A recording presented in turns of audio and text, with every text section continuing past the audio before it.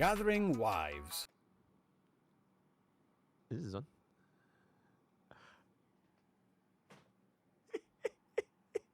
That looks kind of goofy when you boil it down. What the fuck? Is Batman okay? My first special broadcast with very blatant typos. You misspelled headphones as headphones. Oh my god, With bro. very blatant type. Because I was going into the echo stuff in my Wuthering Waves video, I was actually harder on Wuthering Waves than I was on Honkai Stereo, don't you think? Absolutely, Yeah. you're absolutely f***ing right. So why is the title not worse? But the thing is, f***ing Kurama. Yeah. the thing is, though,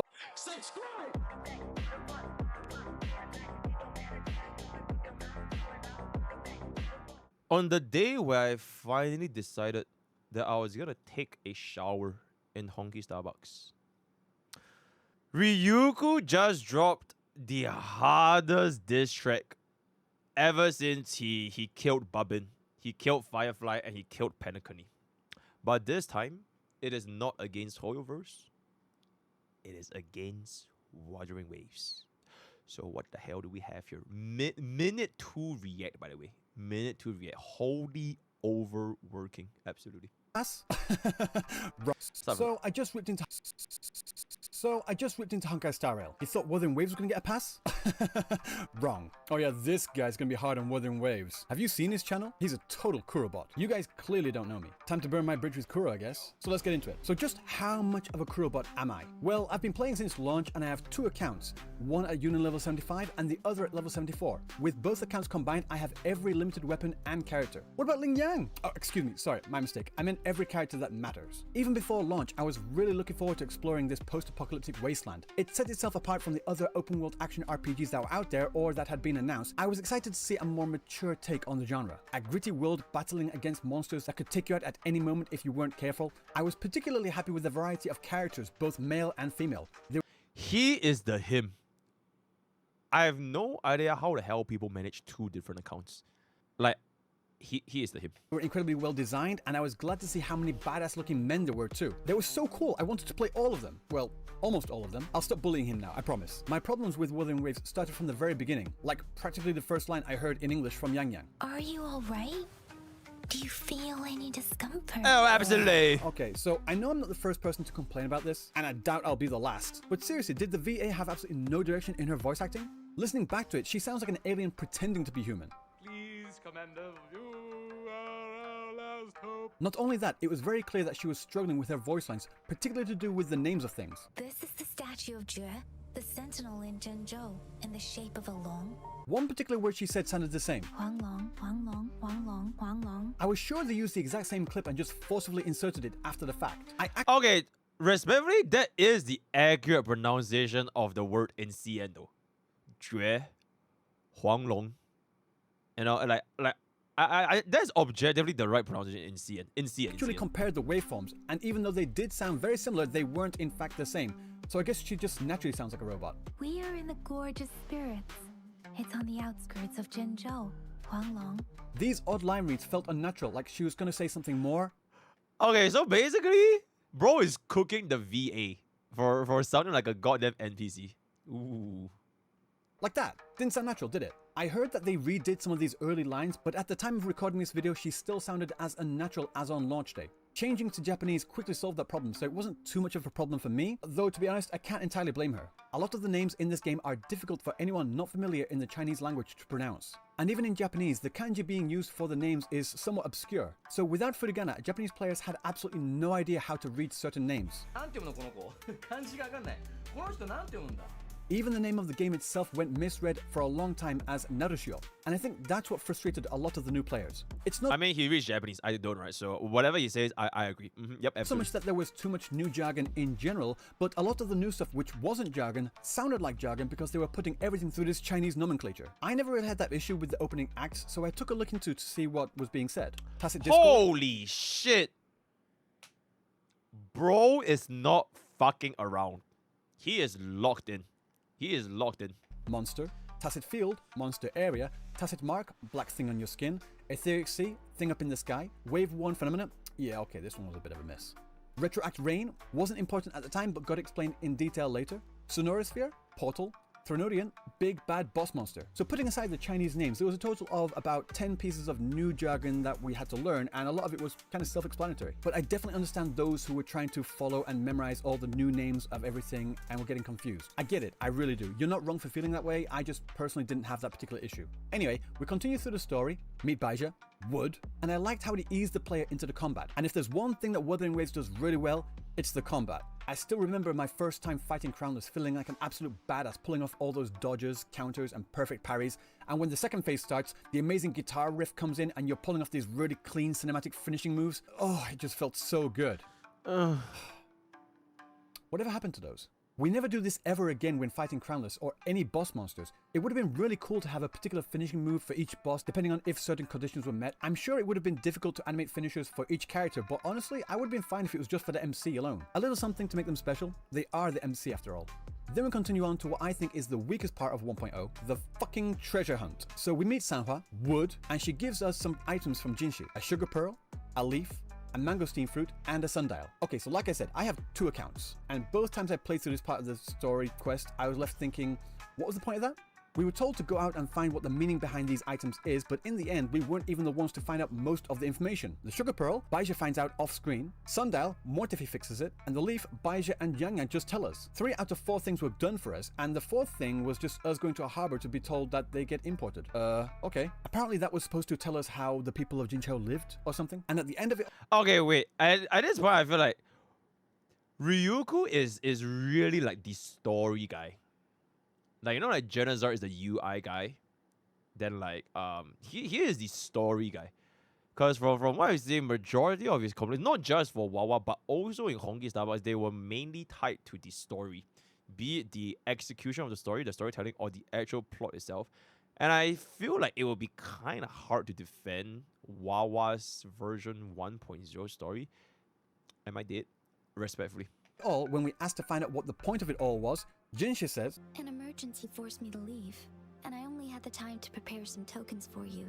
Translation? I don't even have time to explain why I don't have time to explain. So she had the time to get all these very specific items to give to Rover, but she didn't have the time to write a damn fucking sticky note? Come on, you just don't get it. She had to do that to test Rover. It was for Rover to discover things about himself while looking into those things. Yeah, and we learned those things from books and people, not from those items themselves, did we? Sorry, but no. In the end, it was basically, you've forgotten everything, so go to the library and study up, scrub. I'll say this though, even though the actual stuff being said was kind of stupid at times, I really enjoyed listening to the story play out. There weren't many weird dead spaces between dialogues. There was a good amount of changes in camera angles, camera movement, as well as the movement and facial expressions on the characters themselves that sounded like real people actually interacting with each other, in Japanese anyway. Sorry, I'm sure she's a lovely woman and all, but can you replace her with someone that doesn't sound like she's just recently had a lobotomy? The only thing I wish I could do is put it on auto, hide the UI, and have it automatically select the dialogue options for me. Oh, on that point, stop giving us choices that aren't choices. Jesus Christ. Unless it actually has some degree of effect on how the conversation plays out, literally nobody liked this shit. It doesn't make us feel like we are actually the character. It doesn't... Okay, to be fair, everybody does this. Genshin does this, Honkai Star Wars, everyone and their mom does this. So you know what? Yo, I'm gonna give this pass to Wuthering Waves. +1. Us feel more immersed in the story. If anything, it pulls us out of the story to have to go through this unnecessary attention check. It feels like I'm watching a long YouTube video and I get a message asking if I'm still watching. I'm trying to watch a 10-hour loop of the Burness dance here. Do you mind? Actually, no. Now that I think about it, it's even worse than that. It feels like when someone asks your opinion on what they should do, you give your opinion and they just completely ignore you. I guess I'll just go fuck myself then. This isn't a Wuthering Waves only problem either. It's something that I have always and will always rage against whenever I see it, in every game I play. Please, for the love of God, just stop it. These useless dialogue options were especially annoying later on when we meet up with Jian. He brings us into the war room to talk about strategies, or rather he just asks us what we think the strategy should be, but if we don't choose the right one, the game says, Isn't that cute? But it's wrong! Time out. Why were we being asked to decide the strategy in the first place? You're the general here, Jian. You decide. But anyway, putting that aside, they should just Because he wants to fuck. get rid of these dialogue options entirely. Oh wait, no. Actually, better yet, have them actually, you know, make a difference. Imagine... Okay, I do want to say I absolutely agree. And I don't want to sound like a Honkai Star Wars show, right? Even though Honkai Star Wars dialogue options, a lot of them mean fuck all, they have some pretty funny dialogue options. Like, okay, call me a HSR show, but like, have you guys seen the dialogue options in like... Banana, banana, banana, banana.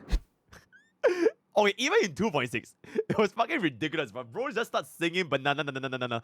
Yeah, I feel like it's pretty funny. Not to say that it's like it changes everything. It doesn't change anything. But I like a little bit of humor here and there. Imagine if we were actually able to decide which forces went where. This could have been a great chance to keep the game easy for the casual players, but make it more difficult for the ones who want a challenge. Each dialogue option could have a little note next to it saying simple, moderate, and tricky, for the player to understand what they were choosing. And after that, the route, monsters, and difficulty changes depending on that choice. Why can't we have done that? We're ending at the same place anyway. This was one of the main criticisms from CBT to official release, wasn't it? The casuals wanted things to be easier and simpler, and the hardcore players wanted things to be more difficult and complex. Why not turn something that everybody hates into something that everybody loves? Make these the points in the story where the player can choose what level of difficulty they want to try. So a casual player can stick with the easy mode or try the intermediate or hard levels every now and then, and the hardcore players could get the difficulty they want, but make it easier if they're not in the mood that day or something. You don't need to turn it into a Telltale's game. That's not what I'm asking for. Have your main plot points, but in certain sections have detours for the This story guy, ladies and gentlemen, this story guy. I feel like for both of Ryuuku's video, for like this specific video as well as Honkai Starbucks, he just add Wuthering Waves story, Honkai Starbucks story, because I think that is like the majority of his critique, or at least for Honkai Starbucks, and this is for Wuthering Waves up until like 1/3 of the video. Unless there's like way more beyond the story, then I'll be quite surprised. But the story guy. players to choose their level of difficulty. Sure, everyone winds up at the same place in the end, so it doesn't really change anything as a whole, but allowing players to choose their own experience at least lets us feel like we're making a difference. Doing something like this could satisfy players of all difficulties, easily. After deciding the battle plans, we meet up with the other characters to storm into battle. Verena, Chishia, there's us, the rover, Tauchi, we just Lingyang is in the corner there. Who the fuck is this dude? Like, I know it's Yuan Wu, the guy who looks like the last boss of both Discord mods and Redditors, but we have never seen this guy in the story or even in the side stories like Lingyang. Why the hell is he showing up for this Avengers Assemble moment? I feel bad for the voice actor. He gets brought in for literally one line and then never used again.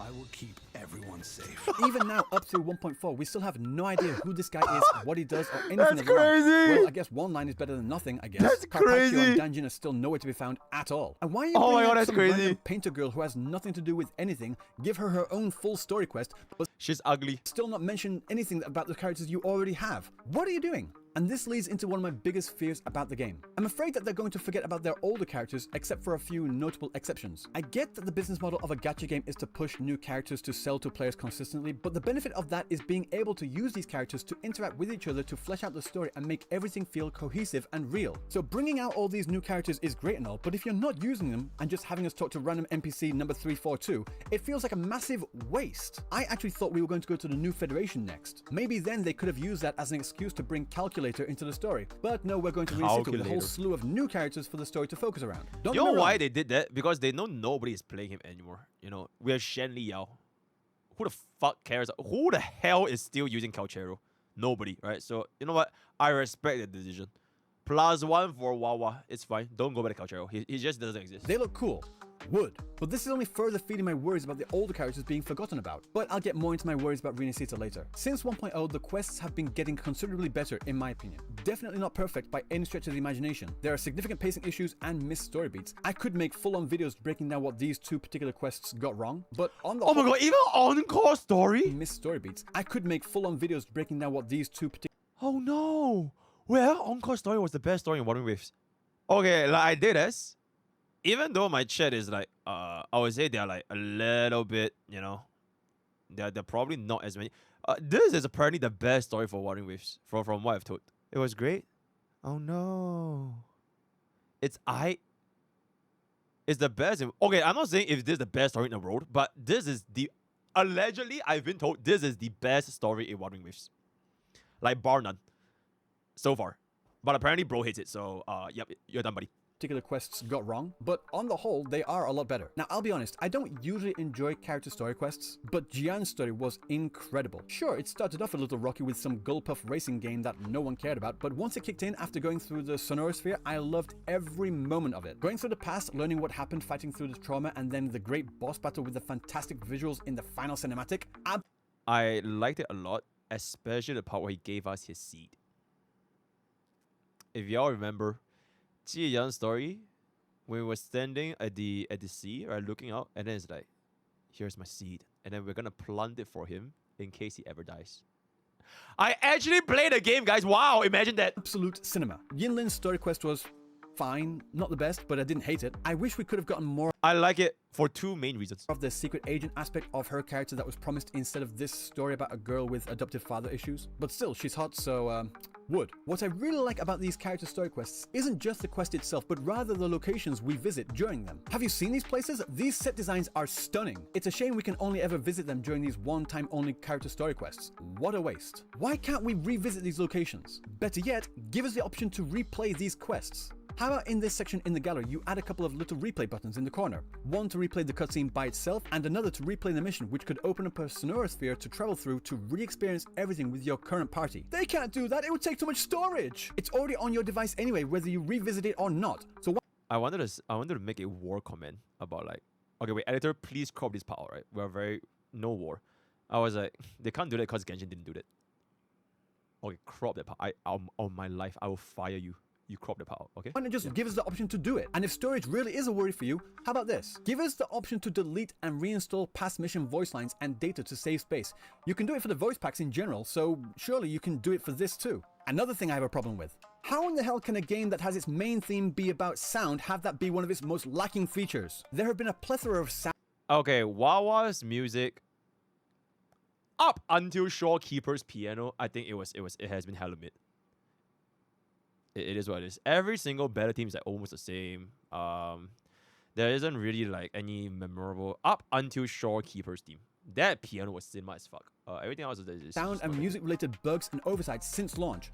Even now, when I'm fighting through a tacit field, each time I clear a wave, the battle music restarts from the very beginning. You don't notice it much when your characters aren't leveled, but once you've got a relatively decent Zhang Li Yao and he's digitally shredding through all the mobs, you hear the same 10 seconds of battle music over and over again. And that's not just for the tacit fields either. In the overworld, mobs die so easily, I never get past the initial build-up, if there even is one. Sorry guys, but the battle music for the Central Plains just isn't good. Especially when it's one of the largest areas in-game, we tend to hear how not good it is all too often. The other overworld battle music is better, yes, but it takes far too long to get to the good part, and by then everything is already dead anyway. The battle music for the bosses are pretty good though, for the most part, but How about you just make your units weaker so that you can take longer to kill those bosses? Then you can listen to the music. You know, just nerf yourself, right? Ryuuku, you're too good at this game. Please nerf yourself so that we can listen to the battle music. You know, it's honestly on you. Yo, +1 for Wuthering Waves. You know, that's on him. I have a quick question. He's too Why did you nerf your already great songs from CBT? For example, the Impermanence Heron had one of the best boss battle tracks in the game, and I was really looking forward to experiencing it for myself. How shocked was I to find out that not only did they change it from the Heron to one of the worst overworld bosses in the game, but not only that, they completely nerfed the song. What do you mean nerf the song? How do you do that? Here, listen to this.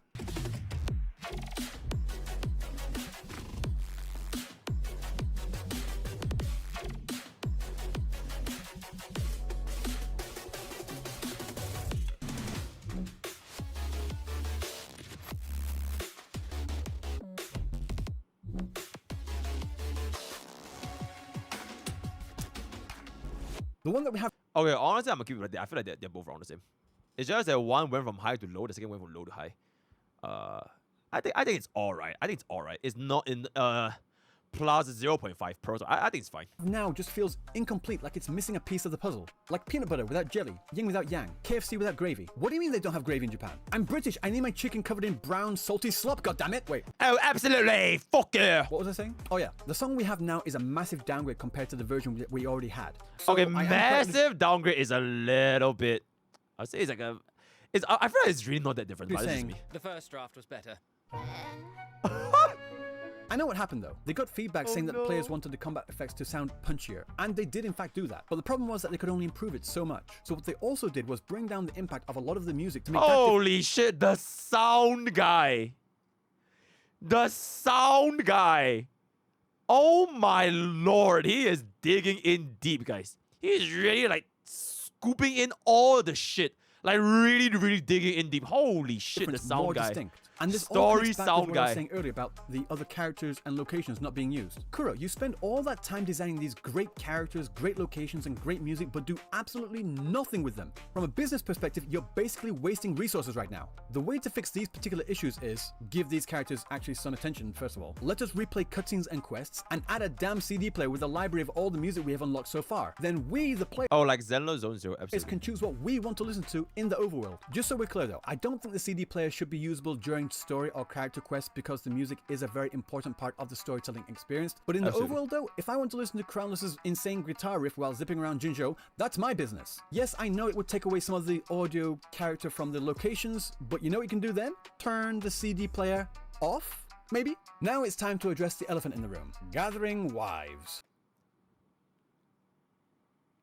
This is on.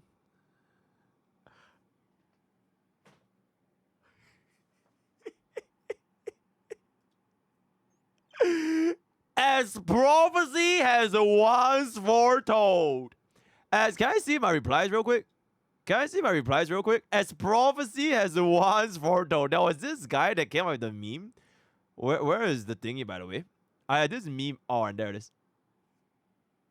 As prophecy has once foretold. Dude, why don't you really go? What are you doing here?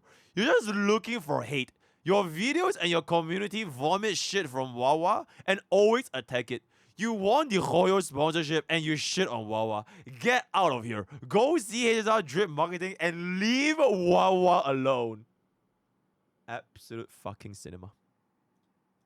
Okay, so where do I stand on this? Honestly, I'm not a fan. Now, before you come at me with your pitchforks, just hear me out. What I mean is that I already have dozens of other random gacha games with generic cookie-cutter OP protagonists that the entire world revolves around and are loved by his harem of beautiful waifus of varying styles and massive personalities. I don't need another. Right now, I think there are 3 different groups out there. Some people see the harem and like it, some people see the harem and don't like it, and there's another smaller group of people that don't see the harem at all. They have some reason. Bro is here. When you gonna watch my vid? I am literally watching it now. Cause I was trying to find this comment with regards to gathering wives. I was trying to find it like way back then. Like way back then. And yeah, they were not too happy. So I was trying to find it. Yeah, I'm literally in the middle of watching on video. Holy shit, bruh. If this is what is gonna be coming out from like people that already hate me from the start. Imagine what happens when you betray them. You are a Ragi Monoga to the Kuro community, right? Okay, let's see. There's no other for each character. Yang Yang, she's just really caring. She cares for everyone like that. Also, yeah, you're definitely dead, by the way. Sendonas is coming after you, right? You're basically dead, so you might as well just prepare. Yep, I'm just saying. She's just a seductress using her looks to get what she wants. Chang-Li, she's heard so much about Rover from her master, so to her, it's like meeting a superhero. Shorekeeper, she's just very devoted to the cause. She respects Rover like a father figure. Camellia, she's just interested in Rover because he's strong, nothing more. And the fact of the matter is that these people would be right in thinking that way. Those are all valid interpretations of the characters. However, for those out there that see it as something more or want to see it as something more, there are things in-game which validate their belief that these characters are romantically interested in Rover. Personally, I'm in the see the harem and don't particularly like it category. Sorry, it's just the way I feel. We don't need to have every girl we meet be almost instantly wanting to jump on Rover's tacitite dick as soon as they meet him. On top of that, there's been a significant lack of new male playable characters since launch. And that isn't a problem in itself. If a game marketed itself as primarily having female characters, you would sound like an idiot for asking for more male characters. You don't play Love and Deep Space and complain about the lack of female characters, do you? No, that would sound weird. The problem is though, in 1.0 there were 6 guys and 10 girls to choose from. That's a ratio of 3 to 5. Not equal, but understandable. So many of us were under the assumption that they were going to roughly keep that ratio going forward. They even showed us characters that have a lot of players eager to play them, such as Zippercrotch Boy and Mr. Anal Bead Necklace. Since then, we've had Jinshi, Chang-Li, Jeje, Zhang Liao, Showkeeper, Yohu, Camellia, and now Lumi is coming up. So out of 8 new characters, only one of them is a guy. And have you ever seen Lumi's giant ass cheeks, by the way? Absolutely fucking ridiculous. He was free, and on top of that, the animations are getting wilder and wilder. How in the hell does Little Miss Itty Bitty Titty Committee over here have more jiggle physics than Chang-Li or Baija? Robin, what do you think? You grab a man's balls, his heart will follow. Yeah, that makes sense, but I don't want it in Wuthering Waves. But that's just the way it is in Gacha. Yes, I know, I don't care. Gacha has always had fan service like this. Yes, I know, I don't care. Gacha OPs are always loved by the main cast. Yes, I know, I don't care. So what you're saying is... You a Taurus? You a Taurus? Yeah. This guy is chaotic good. He is the chaotic good. He's a chaotic good. No, I've been playing gacha games since they first became mainstream here in Japan. I'm talking about Puzzles and Dragons and Monster Strike. You know, the gacha games that actually had a gachapon animation that actually defined the genre. I also have 2,000 login days on Fate Grand Order. Yes, I know I have a problem. What Someone the please send fuck? help. I need it. Please. What I'm saying is, gacha is a Yo, monetization. Fob, are you watching this? Bro, you should add him. Fob is like the only other motherfucker that I know that still plays FGO. Holy shit, bruh. system. That's Yo, how you, what these up? games make money. Gacha has absolutely nothing to do with the amount or level of fan service. Even modern titles like Cookie Run Kingdom are gacha games. No fan service there, unless you're jerking off to Blue Slushy, in which case, seek help. Also, Okay, they do have a Thunder Lord cookie or some shit. That was like Nerja or something, like Lightning Lord cookie or something. You know, would. I'm kidding. I'm not saying I don't like fan service, I just don't Oh, want and they it have the Ice Queen cookie. I think Ice Queen cookie is not too bad. in this game. At least not this much anyway. Just because I enjoy spring onion in my ramen doesn't mean I want it piled on. Why are all my analogies about food? Am I hungry? We have enough of these Gooner gacha games already. I should know. Those games market themselves as being horny jiggle games meant to be played with one hand. And when I want to play one of those games, I'll go do that. Again, it goes back to marketing and how they present themselves. Any new player might see an ad for Wuthering Waves and think, oh, that looks like a cool combat game, let's check it out. And then when they play it, they have a harem of walking jiggle physics.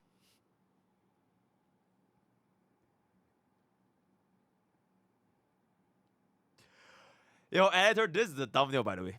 This will be our thumbnail. Yo, editor, are you seeing this? This is our thumbnail. Screenshot this, slap on, and then type caption: Gathering Wives. Perfect.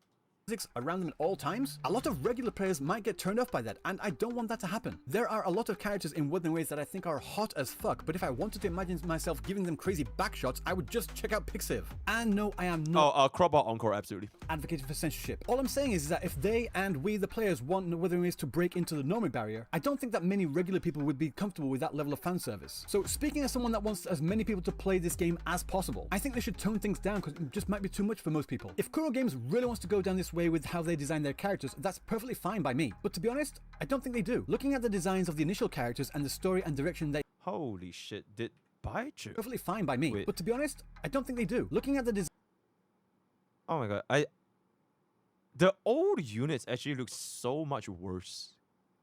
Like I didn't, or is this an old version or like what's up? Like compared to the new units, they actually look so bad. Like they look bland. Oh, this is CBT1? Oh, okay, that makes a lot of sense. Like, bro, holy shit, that looks damn good. designs of the initial characters and the story and direction they had in CBT1, yes, the characters were badass and hot with some fanservice jiggle Oh my god, is she gonna fucking show CBT1 Yingling? No way. physics, but I think that they also wanted to take this game seriously and not just push Okay, continue. out a game for horny players to goon over. Just my opinion though. To be honest, I prefer the dynamic in CBT1 where Rover wasn't trusted. Think about it. What's more I satisfying? mean, CBT1, it Have the doesn't matter. characters love you CBT, right right? away, CBT, it or doesn't have them matter. be wary of you or even hate you, and you slowly win them over to your side through your actions in the story. ReZero is a great example of that. When we start off, Subaru is a whiny little bitch that isn't trusted by Ooh, you make the big no-no here. Objectively speaking, this is an anime, right? Let's not compare anime to gacha games, all right? Objectively, go fuck yourself. You're done, right? Objectively, fuck you. anyone, so he needs to grow as a person, and in doing so, he wins over many people to his side, including us, the viewers, let alone Rem, Also, Ram over Amelia any day. who is now his biggest simp. And let me remind you, she was literally murdering him every single night when they first met. Murder! They could have used that trust as a vehicle to create more stories and quests in-game. Rover goes on certain quests to do certain things, and in doing so, slowly earns the respect and even admiration of everyone around him. And your interactions with the characters in the world changes as your reputation increases. This could have helped the world feel much more alive and real, no? But no, we went from this to this instead. You got God. other tricks up your sleeve? Like eating a whole tacit Discord? I heard the reason for this was because the scene community didn't like seeing their OP self-insert being disrespected. Is it true? Don't know. Don't care. My issue is actually with the gacha community and what they've been telling Kuro Games. Mixed messages. You can't say that you want Wuthering Waves to be the Genshin killer by breaking the normie barrier while also continuously asking for things that would turn off that normie base. Of course, there's the niche crowd that don't want any filthy normies to come in and take their precious waifus. Okay, I can't speak about Wuthering Waves, but I know CN's, like a lot of their manhwas or a lot of their 武侠小说, right? A lot of like their novels, visual novels or whatever. They like the idea of like the MC getting this harem. It's like a good thing, which I think might be one reason why CN they are pretty okay with the story. So I mean, I don't know for Wuthering Waves. I don't know, but yeah. Something get filtered. But I have high hopes that this game would be the first game that breaks the mold and becomes the first gacha to actually take itself seriously. Like how The Dark Knight is a fantastic movie, often cited as a great inspiration to many big Bro is comparing Dark Knight to what objectively? You're done, buddy. Buddy boy, you're done. Names in the Objectivity. industry, with Steven Spielberg saying it's deserved the nomination for Best Picture. Until then, comic book movies were ridiculed as a genre with flop after flop at the box office. Sure, there was a hit every now and then, but they were very much comic book movies. Because at the end of the day, it is an adaptation of a comic book character that looks kinda goofy when you boil it down. I mean,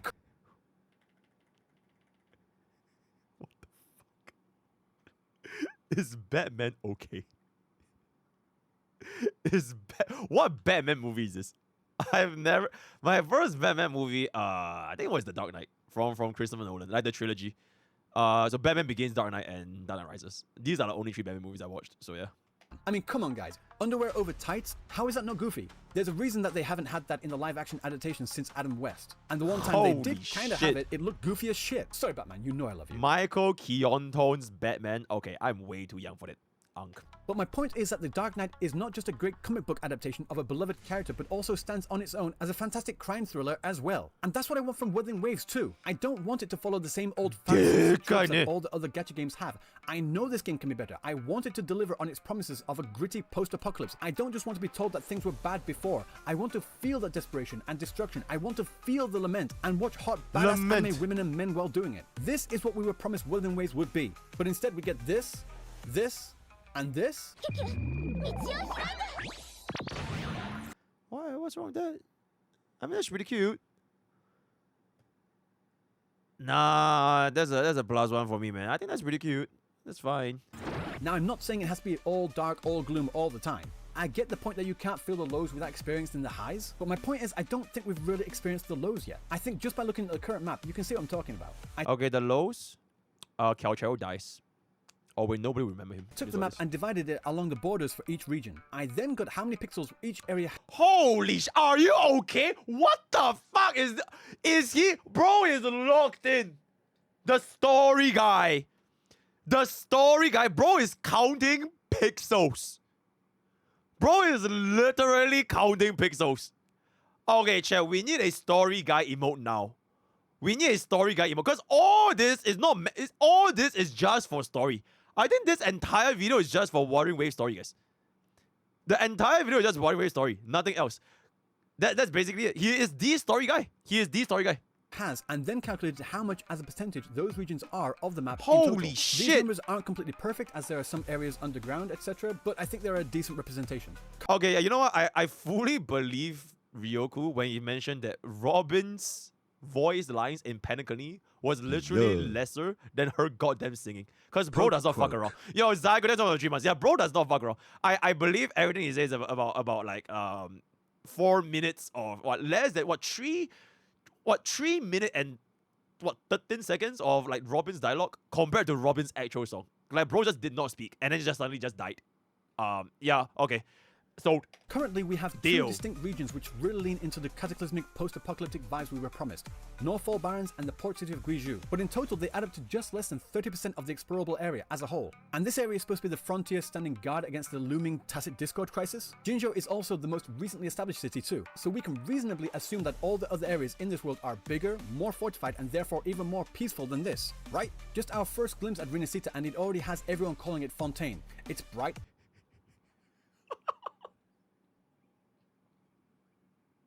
Yo, I didn't call that. I never called it Fontaine, guys. Okay, maybe once. Or twice. Okay, but not more than twice. Pretty much. Vibrant, colorful, peaceful, and even has tacit discords that don't seem to be a threat. If I wanted to play Genshin, I'd go and play... Well, I'd never really want to play Genshin. Let's just get that first up. That's just first. But if I did want to play Genshin, I'd go play Genshin. I really hope this is a fake out. Like I said, I get the argument of experiencing the Okay, bro wants a post-apocalyptic Fontaine. Bro wants Fontaine underwater. Everyone is dead. Dead bodies floating everywhere. It's dark. It's gloomy. Monsters, echoes everywhere. No signs of life. No party. No happy. No chill guy. Nothing. Just death, destruction, gore, dead bodies everywhere. So that's basically what I'm getting. Absolutely. To really further appreciate the highs, but personally I think it's just a little too early for Rinascita. We really should have gone to the New Federation first. Calculia is waiting for his story quest after all. But I don't know, we'll just have to find out what Rinascita is actually like when it drops in January. Also, for those interested in my pull priority, Zani, Carlotta, Brandt, Phoebe, Rokia, whatever. Oh shit, he's the exact same as me. Like literally the exact same as me. Assuming that we're still In locked that order, fight me. I know they got feedback in the CBT to make the world more bright and vibrant. I get that.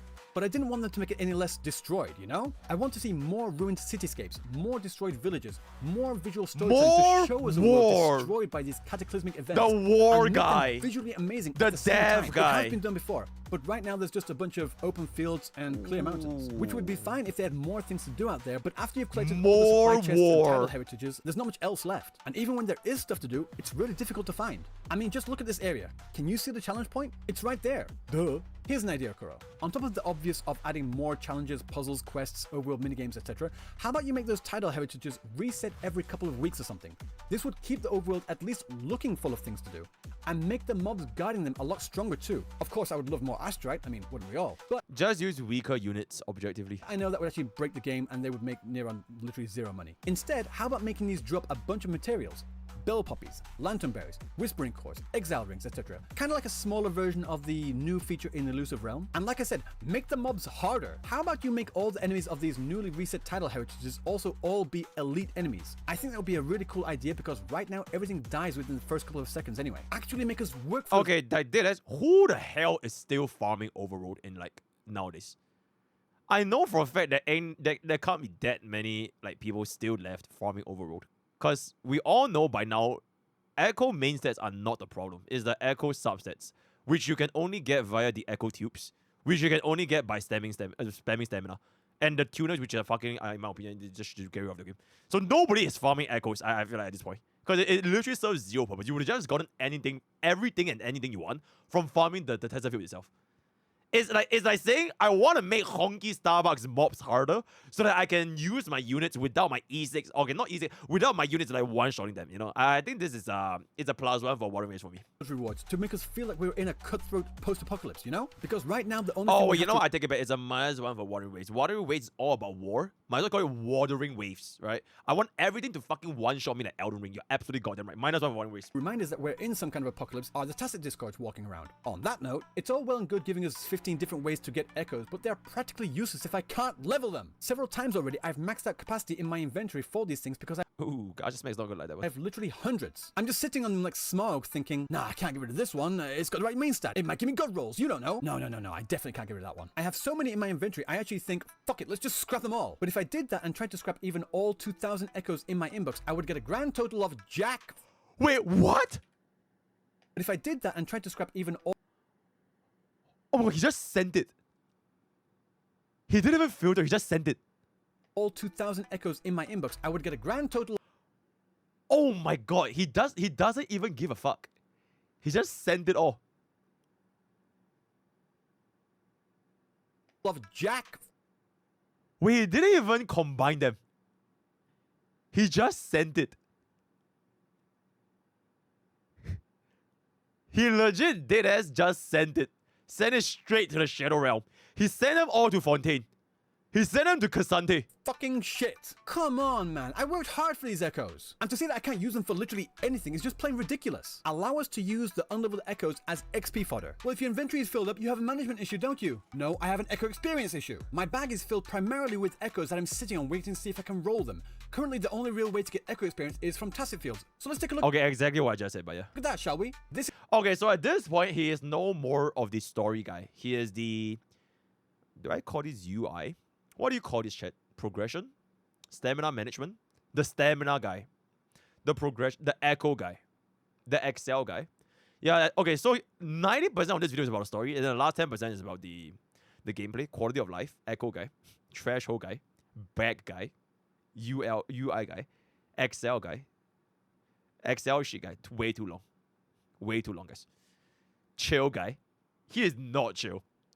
He is not chill. Mav guy. You know what? Fuck it. I'm still gonna stick with story guy. Cause I mean like 90% of it is story, so I'm still taking story guy. is how much echo experience each sealed tube gives. This is how much experience is needed to max a gold echo to level 25. This is how many sealed tubes of each type you need to do that. On your I think we average- did this exact math like since launch. I think we did this exact math since launch. And I feel like we even talked it with like Fob and I so we did it back then. Like we had our podcast about Wuthering Waves because we were all logged in. I think we talked about this exact same problem. When of a tacit field at Like Soul way Phase back 8, then. you get a total of 4 advanced seal tubes and 3 premium seal tubes, as well as about Yeah, it 5 was on new launch. echoes. Nothing changed. So the total experience gained per run is 23,000. If you use all of your wave plates doing nothing but tacit fields, you get a total of 92,000. 92,000 is a lot less than 142,600, isn't it? The cost per wave plate is 383.3, so you would need a total of 372 wave plates to max one singular echo. With RNG being a bigger bitch than my 3rd grade math teacher, I could get no usable echoes, or all 5 could be worth saving to try and roll on. But the fact of the matter is, when you're not even earning enough experience in the tacit field to Holy shit. Okay, you know what? Santona is gonna fucking kill you, bruh. He is absolutely going to kill you. Alright, it's over, buddy. Pack it up. It's done. level even one echo, that's not nearly Objectively, die! enough. And that's assuming that the subsets of the echo are good in the first place. I'm not asking for enough experience so I can keep re-rolling to get that perfect echo with the perfect substats so I can min-max it as well. No, that's not what I'm saying. I just want enough echo experience so I can level one echo with somewhat decent substats. That's why so many people are constantly in dungeons in games like WoW, Path of Exile, etc. to get drops with Wow, an actually good game. Log better stats. If anything, the absolute futility of RNG in combination with how difficult it is to level echoes up is more of a deterrent for players who just can't be bothered with that insane level of grind for such little reward anymore. And no, these kinds of artifact systems aren't a staple of gacha games. Monster Strike, Puzzle and Dragons, Fate Grand Order, Nikkei, Arknights, Path to Nowhere, even Kuro's very own Punishing Grey Raven, all of these games do not have this system. But that would break the game. You could farm infinitely. RNG is still a thing, you know. Even if I infinitely roll an echo, I could still get dogshit stats every time. You can't farm infinitely and roll infinitely. You know why? Because they're the fucking echo tuners, so it's literally not possible. Echo tuners would actually make sense if people can farm infinitely and then they are bottle capped by echo tuners. Now it's not even that case because you can't farm infinitely, so the echo tuners did as they serve zero. Okay, you know what? I already said this for the EO video, so I'm just gonna let's move on. And I need to get 5 of these just for one set for one character, and there are 25 characters right now, and some characters benefit from different sets with different subsets, let alone all the new characters, new echo sets to come in the future. Yeah, no, sorry, that just doesn't hold water for me as a significant argument in any game. I hate the RNG system, but whatever. Just let me use these echoes for XP. They're absolutely useless right now. They're not useless. You can batch merge them for more echoes. Are you not listening to me? I don't need more fucking echoes. I need the experience to level them, goddammit. Tacit fields cost too much. Don't drop. He's right though. Even if you merge them for the right main stat. Okay, getting the right main stat in Wuthering Wave is basically not an issue. You will pretty much like get right main stat like just like this, you know? Because like it really is not an issue. It is the echo experience. And this has been something I complained since 1.0. Since 1.0, by the way. But okay, yeah, nearly enough experience. And oh look, more echoes I can't level. Christ! Okay, now this is criticism not for the game itself, but more for Kuro Games as a developer. Okay, Kuro, what the hell are you doing? You started your oh my god. He's dead, guys. He's actually dead. It's over. Dude, just when... Dude, it's like Santonas is actually overworking. He is legit gonna have a call with every single gacha CC every other week. We called... And then he called Tectone, he called Fob and Janazard, he called Gacha Smack, and now he's gonna call Ryuuku, and he's gonna fucking kill him, right? At this point, bro is actually overworking. very first special broadcast with very blatant typos. You misspelled headphones as headphones. How do you even do that? Just write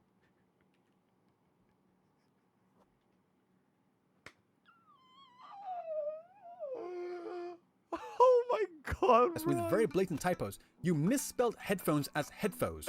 How do you even do that? Just writing this script, I had to force my spell check to type it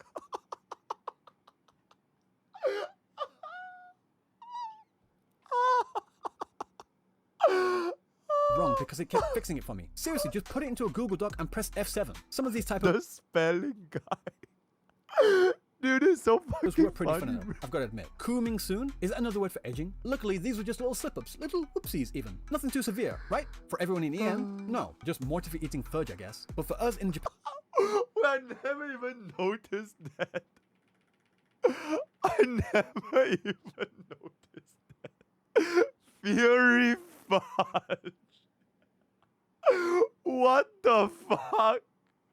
Bro, I'm dead, bro. Oh my god, he's gonna talk about the JP GN's weapon being like resonant skill instead of resonant heavy or whatever. But for us in Japan, we had an absolute fiasco with the Jian weapon battle. Yeah, I TLDR remember is, that. the That was really description bad. was wrong on what the weapon does, so many people who spent money to pull for it felt ripped off. The That was backlash really was bad. so bad, it almost killed Wuthering Waves over here in Japan. And here's what happened. The translation for this weapon was wrong. JP got angry. They said they'd refund everyone for the pulls. JP was happy.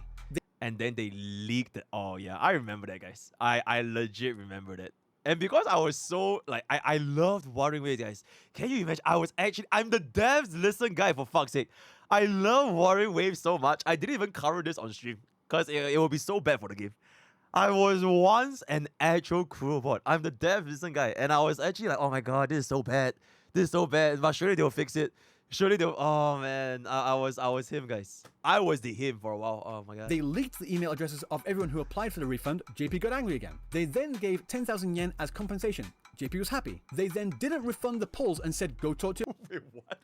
I didn't even see it. Wait, what? I was covering it because I don't give a fuck, and there it is, the story guy. a credit card company.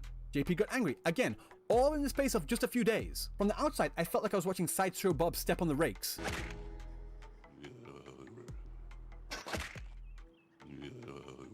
Anyway, my point is that these little things were still big enough to drive away many new interested players who now might not even give it another shot for years to come. Damn it, typo. But having said all this, does that mean I hate Wuthering Waves? No, I never said it was a perfect game, but there's a lot of stuff I don't like. I think the length of this video is enough evidence to prove that. But okay, to be fair, 90% of the video is the story guy, right? 90% of it is the story guy, and like I can legit already come up like with what Sandona is gonna say, right? It's like, objectively, these were the version 1 story. Have you played the latest version of the story? 2.0 will change everything, you know. So objectively, you're just nitpicking. Objectively speaking, devs have listened and they have improved on the story over. So it is what it is. in the end, I still really enjoy it. The combat is fun, the characters look great, the story isn't the strongest, but they tell it in an interesting way, and this is enough for me.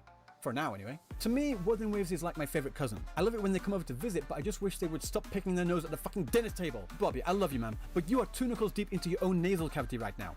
Are you trying to give yourself a lobotomy? Are you auditioning to be the next Yang Yang? That being said, these aren't all the things I hate about Wuthering Waves. I could go longer into my particular issues with the Showkeeper story and the Camellia story, but I think this video has gone on long enough as it is. Oh, Jesus Christ. But if you do want to hear more about what I think about those particular stories on their own, then feel free to let me know down in the Oh my comments. god, this is a part 1.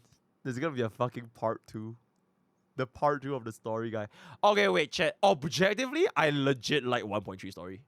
I really, really like 1.3. Or maybe I'm just too influenced by music. I very easily let music influence me.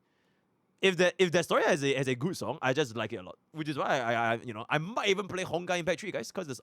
Okay, but yeah, it is what it is. And if you like this video, don't forget to like, comment, and subscribe because Oh my god, 0 dislikes, guys. Is this even real? Oh wait, Sandonas haven't woken up yet, so it is what it is. Bro, 0 dislike is actually crazy, bro. That's actually crazy. So I just ripped into Honkai Star Rail. He thought Wuthering Okay, 16. He's waking up. He is waking up. He sensed a disturbance in the force, right? It's rising. It's coming, right? So excellent fucking video from Ryuuku Sensei. What I hate about Wuthering Waves. Use his title from HSR video. Okay, you know what? Actually, Ryuuku, fuck you. This is way less war compared to Honkai Starbucks. This is way less war. This is really... Honkai Star is the worst game I've ever played. Proceeds to yap about the entirety of the story. He did the exact same thing for Wuthering Waves, but even more with regards to the echo problem. But it's only why I hate Wuthering Waves. So bro is an actual Kurobot. So Ryuuku, this title is a big RRL. Bro lost 5,000 aura here. You have to change this into Wuthering Wave is the worst game I've ever played, and here's why. Because there's absolutely 0 chance you are giving this a more neutral title when you literally talk more bad things about Wuthering Waves than Honkai Star Wars, when 90% of it is just story, right? So read his message already. Bro, y'all move too fast, bro. Call me now, pussy. I'm calling right now. Yo. Yo, how's things? Yo, the story guy. Holy shit. I prefer the right guy, but okay, we'll stick The with it. right guy. Now the story guy suits you way better. Because all your critiques are basically like 90% story. Like you're really, really deep into the story aspects of the game. I mean, when it's a story-based game, yeah, the story is quite a big part of the game experience, isn't Okay, it? actually, Wuthering Wave is a combat-focused open-world ARPG where it's gonna be a lot more for the hardcore players, right? So it's not really just for the story. So actually, you're just wrong. Yeah, it is what it is. I'm looking forward to Saint's reaction. I'll be honest. I've been talking to him like in private as well, like saying, "I'm making this video, you're gonna love it." And he's like, "Oh, I can't wait to see it." I'm like, "I can't wait for you to see it." So, so this is gonna be great. What do you think? What do you think he's gonna be? What do you think his reaction is gonna be? I'm not too sure. I know for a fact he's going to take issue with the echo thing. And the thing is, I had that part in I had the echo criticism in the video before I saw the whole thing with Saint and Gacha Smack and whatever. And then the reason why I added about the well, it's a management issue, isn't it? Because that's the response that Saint was giving to everyone else. I'm like, yeah, no, it literally isn't. It's a fucking numbers issue. It doesn't make sense. It's just not nearly enough. No matter how he says, unless you get great rolls every time, and you happen to like don't need to use as much experience. No, you are gonna have this issue. So no. I feel like a point that would probably be made is that I think it's apparently easier to build like a unit with good rolls on Wuthering Waves compared to like the other like Genjin or Star Rail. Yeah, Because you can't roll like the same subsets, so the moment you get it, you just move on. So a lot of people actually have like decent build units. I mean, decent, but still RNG is a massive bitch. Like, you know, Captain Cabinets, I don't, maybe you did know. Captain Cabinets had this like a list of everyone's Camellia's builds and everything like that. I thought my Camellia was like pretty decent. Apparently mine is like literally the worst one. I'm like, and everyone's just like, "Oh, your Camellia is shit, dude." I'm like, yeah, I'd build her better if I could have actually get the fucking experience to give her better echoes, but I don't, because I don't fucking have any, do I? It's just not possible. So when everyone says, "Oh, your this is shit, your Camellia is shit, your Gian is shit," I'm like, yeah, I know. It's a fucking echo experience issue, not a me issue. This fucking thing could piss off. To be fair, I feel like it's a very common thing. Like a lot of like I don't know if it's just the Wuthering Wave community, but I feel like people in chat anyways, they like to shit on builds a lot. Oh yeah, absolutely. It's especially prevalent in Wuthering Waves compared to other games. Like if you're not having like the absolute most diabolical relics here, you're just trash, just casual, just farm better. Yeah. Yeah, and that's also another thing as well. Like, this is kind of weighing in on the whole Saint Tontus lot about the criticism about the Tower of Adversity, and he's saying, "Oh, people can clear that in like 30 seconds." I'm like, yeah, if you have decent echoes, I'm sure they could. You can clear it in 1 minute. Yeah, again, if you have decent echoes, I'm sure you could. But if you get literally fucking dog shit echoes the entire time, it doesn't matter how long you're in there, you won't fucking have the damage to beat the 3-minute timer. Which is where I kind of agree with a lot of people saying that the timer is not fucking necessary. It's annoying. I want it to be a skill-based challenge, not a time and damage-based challenge. So I have significant issues with the ecosystem. But that's also I have issues with all those sets of echoes, artifacts, relics, whatever you want to call them. I have issues with all of those systems in general, not just Wuthering Waves, but every single one of them. What would you say is like a good method of like this kind of farming? Because you play a lot of gacha games, right? I know. I just see in the chat, so it happens in every gacha about the echoes. No, I literally gave you like several. I gave you 7 different games that do not have that thing, and there's like not hundreds. There's like dozens more as well. It is not in every single gacha game. So whenever I hear people say it's a gacha thing, I'm like, you literally do not know what the fuck you are talking about. I've played so many gacha games. It's kind of like a mental issue, right? So okay, no, so what's like a game that's like what's like a game that's like that did it better than like just one example, like just a single example. Just don't have these systems in it. Like I said, all the other games like Path to Nowhere, Fate Grand Order, even again Punching Grey Raven, you don't have those certain issues. You can just equip the memories and you get the stats. That's it. Then it is mainly a combat skill based game after that. I'd It's imagine not a luck based RNG. No. I'd imagine they will have like some other ways of monetization, right? If they make it have no RNG for your relics, then you probably have to spend like more money or more stamina in like other departments.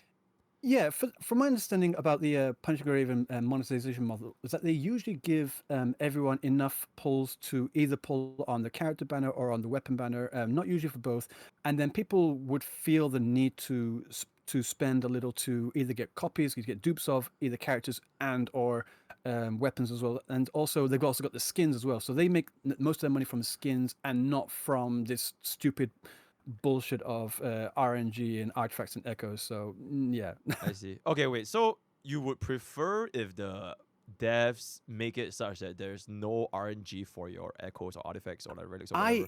But hate in return, RNG. But in return, they balance it out by giving you a significant power boost in like their dupes or like weapons. Oh yeah, I'm fine with that. I've no problems with the grind. I've played RuneScape for like hundreds, maybe thousands of hours. I'm good with grind. I'm very much a grinder. But when the RNG literally does not make it, it makes your grinding literally fucking pointless. Because you can spend hours and hours and hours and get jack shit. That makes me not want to play this game, that game, or any other game. RNG is literally the worst part of any of these gacha games, not just in Wuthering Waves. So that's why I really went hard onto that specific issue, because it has been a bit of a talking point over the past few days. But yeah, no, I really do hate RNG. I don't care. I don't care if they make it really fucking difficult. I actually have another video on my channel that you might want to check out. I actually laid out a system that they could make it really fucking grindy, but at least give the players some degree of control on the substats and how they can actually build and mold their own perfect artifacts. And to make one of these perfect artifacts, it would literally take about dozens of hours and like energy to just get one. And like I said, one artifact or one echo, one whatever it is you want to call it, for you need 5 of them on each character. You got 25 plus 30, whatever it is, characters, and more coming out in the future, and all these different sets. That's more than enough grand. We do not need RNG in these fucking games. I feel like a potential problem with that is that, okay, by the way, I'm not even siding with Sendones. He didn't pay me anything, but I feel like a potential problem with that is it might gatekeep the more casual player base that wouldn't have enough time to grind, and then they would rather rely on the RNG one day and they just get a lucky drop. Or like the more, the more poor player base that can't really pull for the eidolons or like the dupes or like the weapons. No, for that I would say like how they currently have the rolling system right now. Like let's just use Wuthering Waves for the example. Like even now with the current RNG system, it's still pretty relatively easy to get somewhat usable echoes. It can take a while. Like I said, RNG is a bitch. Right. But even the casual players can get somewhat usable echoes and get their characters like functional. Yep. However, that's that, and they could still clear all the content on that level. But I'm thinking more about the people that want to grind, the people that want to be sweaty, that want to put in the time and the effort and the energy into really fine tuning their echoes to get the perfect thing. Like, there's no PvP in this, so there's no real downside of giving the people that want to put more time and effort into building these echoes and really creating them like to make the perfect echo that they can get, compared to other casuals. It just there's no real downside from doing that. It if anything, it makes people want to play more, and that way they can say to their shareholders, "Oh, we have so many people playing, and they play so many hours per day," and then it makes it better for their shareholders to see that information, and they could get more as a company by doing something like that instead. Does that make sense? I feel like it will make sense in the short term because, yeah, you're right. The hardcore players, they will want to grind. They want to grind. Then the short term players, rather the casual players, they can don't grind, but they can still clear that current end game. But I think the long term, it might get to a point where how would they balance out the endgame content? Because if they keep making the endgame content like as easy as it is, where casual players can just quite easily clear, then I think the hardcore players will have like less incentive to go and farm them long term. And then on the flip side, if they balance it for the hardcore players, then casual players will be feeling like left out because like, oh shit, they're farming all these echoes and I just talk shit. So like it might be a little bit of a problem long term. Yeah. One thing I could think about that, and this is such an idea I haven't put into words. There could be another like final end level in. Let's just use the Tower of Adversity for example, Right. where the level in there, the amount of HP, defense, or whatever that the boss monsters get actually scales with the team that you go in there with. So say your team as a total has 9,000 attack, then the defense of the monster would be a certain amount. That way it can scale with more heavily built teams, and that way you can actually balance it out that way. Whereas with the other ones, the 1, 2, 3, the first 3 levels, which could just be the bare basic, where all players, casual or sweaty, can still clear it. But the final level would be for that really sweaty, and then it just be it will be a skill check, and it will scale with their teams. I think that'd be a good system. So like the better your stats are, the more difficult the boss gets. Yeah, the reason why I think that is because I've said it before. I really like Final Fantasy VIII, and something that happens in Final Fantasy VIII is that even if you are in the beginning area, if you stay in the beginning area and you level your characters, the surrounding mobs actually level with your team as well. So there's always a constant battle. There's also always a constant level of difficulty when you're fighting against monsters, and that's how I thought, and that's why I was thinking along those lines. If you can get a level, a tower level where it actually scales with your team. Like, it can maybe get some calculations there, like the combined attack, combined crit rate, crit defense, and also and they can have the bosses scale with that. I think it'd be a good idea. I feel like wouldn't that be like a little bit counterintuitive, which means that the bosses will get harder if you have better stats. But if you have better stats, you will do more damage. But then on the flip side, if you have worse stats, you'll do less damage. So the boss don't really change that. It's like a weaker unit versus a weaker boss against stronger unit and stronger boss. Yeah. No, it'll stay the same for everyone that goes in there. So it'll stay the same amount of damage and attack and difficulty for everyone that goes in there. And then again, you could also, we have all these different levels of holograms where the later holograms have certain mechanics in there that the earlier holograms don't. Again, if you reach a certain limit, reach a certain threshold in your builds, then you could have a different grade of boss in there to fight against, which would have different mechanics in there that you have to be more aware of. And it's just stuff like that. Then what if there are players that want to tackle those bosses but don't have the stats?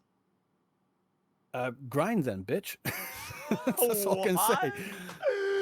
Then wouldn't that become like fucking like Path of Exile? You have to fucking grind instead of like a skill game anymore. If you want to like battle a boss made for the sweaty players, and you've got to act like a sweaty player and grind as well. That's pretty simple. Like okay, what if they are sweaty but like not like playing the game 8 hours a day? But like, what if they're sweaty in terms of like actually like dodging and parrying and learning the boss movesets? Yeah. Or it's they just gotta grind it. Again, it's just a matter of grinding, and I think again with their team, if they go in there, they'll still have a boss that has a level of difficulty like suited to them.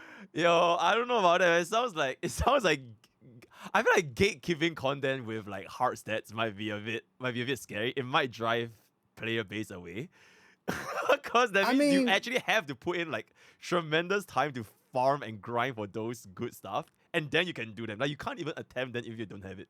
That might be. I mean, that's just something that's happened in gaming since like time immemorial, right? Where you can't get a certain weapon, you can't get a certain moveset or mechanic until you've reached a certain level with your characters.